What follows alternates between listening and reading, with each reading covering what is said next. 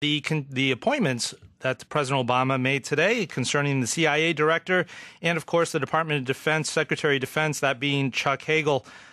We know a fair bit about Chuck Hagel. He's a former senator who was first elected in 1996 and then retired in 2008. He is a millionaire businessman. But for a little more in depth on Chuck Hagel, the man and the senator and the mystery, I guess, we have on the line Charlene Barron. She is an associate dean and professor of journalism at the University of Nebraska in Lincoln, and also the author of a biography on Senator Hagel. Charlene, thank you so much for joining us. I'm happy to be here. Absolutely, my pleasure. So first of all, we'll do this in somewhat chronological order, which is let's maybe go back as far as his combat days. He, of course, served and was even awarded two Purple Hearts, right, and a number of other awards. Would we call him a war hero? He has been called that, certainly. He served in Vietnam during one of the most one of the years with the most intense fighting during the Tet Offensive in Saigon and so forth. He was wounded twice, as you mentioned. He received 2 Purple Hearts, and he received some other medals honoring his service. He did what he was told. He fought bravely, saved his brother's life, and protected the other people in his command.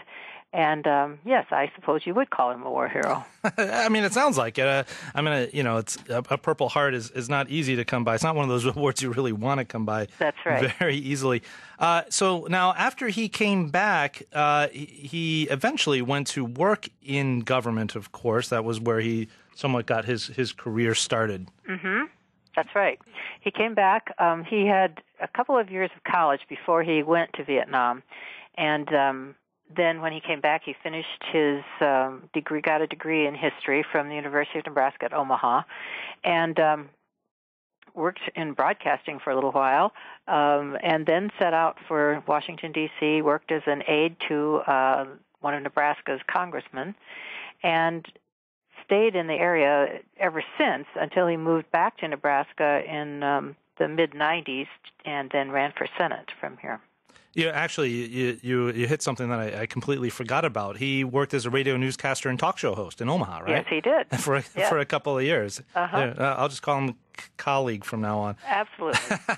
All right. So like you said, he made his way to Washington. He first worked for Congressman John McCallister? That's correct. Mm-hmm. What kind of staffer was he? Like a legislative assistant or something to that effect? Well, he started out at the bottom of the of the pile and worked his way up. Became more as he knew more and learned more. He was able to become higher in the ranks in the congressman's office and became his very trusted advisor, and one of his most influential aides, I'm sure. At some point, of course, he did what every good former congressional staffer does. He worked as a lobbyist for a little while. Yes, he did, for a couple of different groups and businesses. He worked for Firestone Company for a while. He and then got into the cell phone business, which is where he made his money to begin with, very early on when cell phones were brand new. In fact, his wife says she remembers when they were dating and they would be at a party or something and he'd be telling people about this scheme of investing in cell phones, and he'd take his shoe off and hold it up to his ear like a Dick Tracy kind of idea that this was the wave of the future. Well, it turned out he was right. It was the wave of the future. He had invested everything he had in it, sold his car, cashed in his insurance policy, wow. and it paid off. Then he and his the other investors did very well. Wow. Okay. Yeah. There you go. Certainly a bit of good entrepreneurship there. Yeah. Now, getting back, because he did remain in politics for he did, I guess, go back to politics. He worked for the Ronald Reagan's presidential campaign right. back in 1980 as an organizer. Yes. Is this? Let me ask you, because you had a number of conversations with him. Is this where he started? Like a lot of Republicans who more or less came of, age at the time, not necessarily that kind of age, but, who while he's learning, the ropes in politics and that kind of thing. Is this where he solidified, his political ideals, his political ideals, his, the way he saw the world? Well, I'm sure that contributed to it, but I think he was a pretty staunch Republican. I mean, obviously he was working for a Republican member of Congress from Nebraska, which is tends to be pretty conservative, although probably more conservative now than it was then. But I think that his political philosophy at that point was pretty solidly Republican. But he is, and always has been, it seems to me, a pretty independent thinker and someone whose ideas evolve as he learns more and as circumstances change. For example, when he and his brother, as you probably know, fought in the same unit in Vietnam. And when they came home, Chuck Hagel thought, war was miserable and was a horrible thing, and he would, it would be a last resort. It should be not something that anybody would enter into lightly. But he felt that he had done his duty, served his country, and it was, the nation was there for a good cause. His brother Tom was absolutely anti-war to the point of that they would just argue and nearly come to blows over it.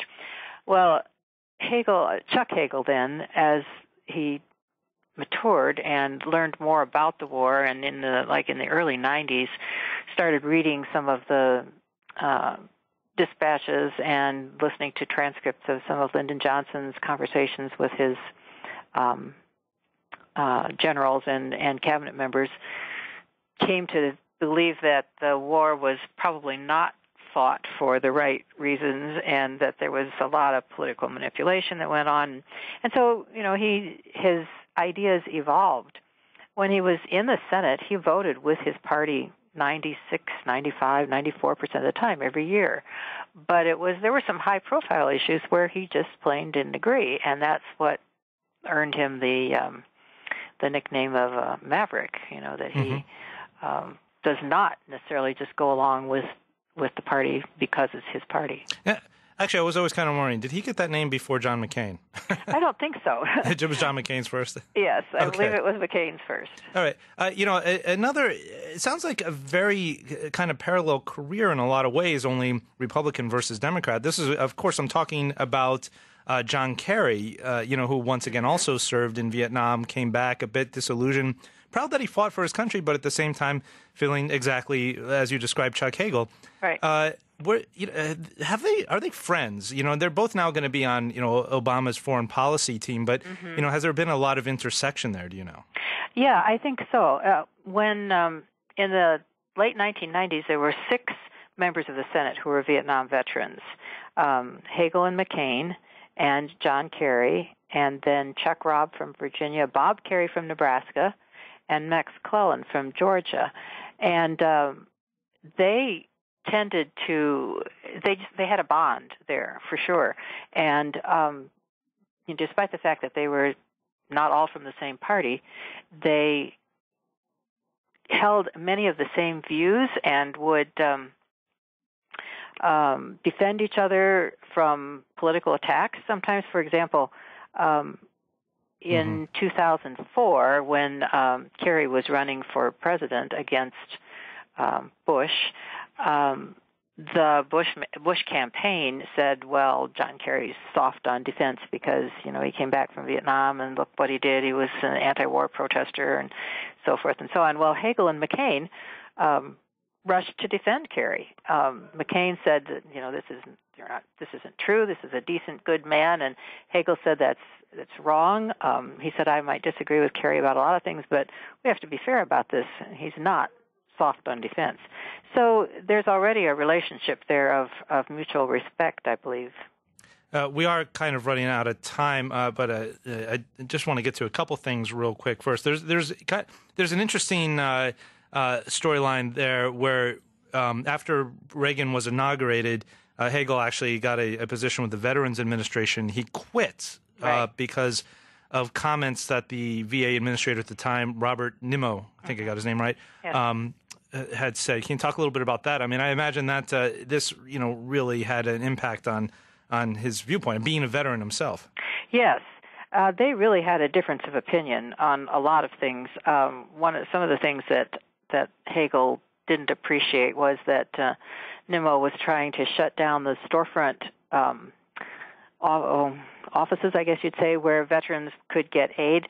When these guys came back from Vietnam, they were ignored at best and derided at worst, and many of them were unwilling to go to any official kind of place, to get help, just because being identified as a veteran was not such a thing you wanted to do.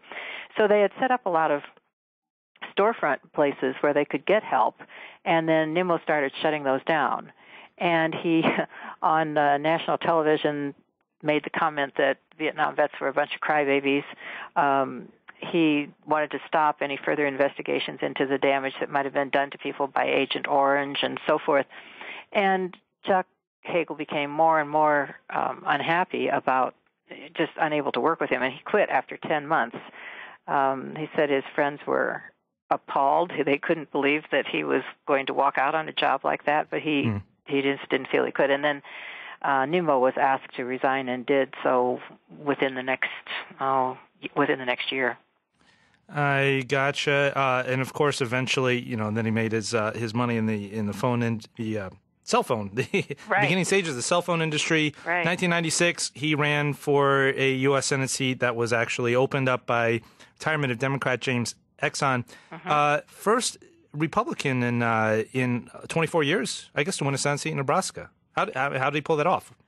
Well, that's a good question. That was what really interested me when I decided I wanted to write a book about him, because here this guy is who's just moved back to Nebraska a couple of years before, and his opponent in that election was the sitting governor, Ben Nelson, who was quite popular.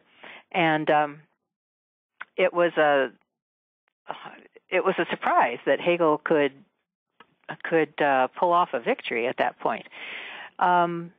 I think that Nebraskans appreciated his directness, his forthrightness. I mean, he went out and made a gigantic effort to introduce himself to people, which he would have to do because he hadn't held public office here before. But they sent him back a second time. So, and I think would have reelected him a third time, despite his somewhat controversial positions from time to time. Dr. Barron's last question. I do wonder, it's interesting that a Democrat is now appointing him as a Secretary of Defense. No doubts, no small part of that was the fact that both he and the president at one point agreed on Iraq. The president, did not serve. However, Chuck Hagel did. And, I have to imagine that, he, regardless of where, say, someone, another veteran like John McCain stands, it sounds like he really took a lot away from his time in Vietnam, saying, let's bring the boys home. It's just kind of an interesting confluence of events that put him where he is now. Yeah. And I think that, I don't want anybody to get the impression that Hagel is a pacifist or that he's an isolationist or anything like that. He certainly is not. He's a realist. He understands geopolitics.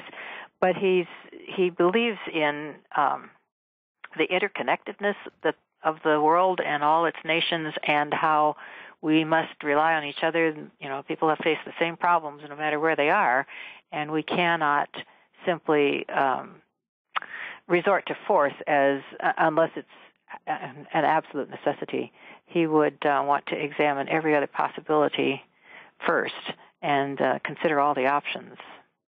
All right. Once again, that is Charlene Barron. She's Associate Dean and Professor of Journalism at the University of Nebraska in Lincoln, and also the author of, I have your book right here, Chuck Hagel, Moving Forward, a biography of Nebraska's, now former U.S. Senator and now going to be Secretary of Defense. Thank you so much, Charlene. I really appreciate that. You're very welcome.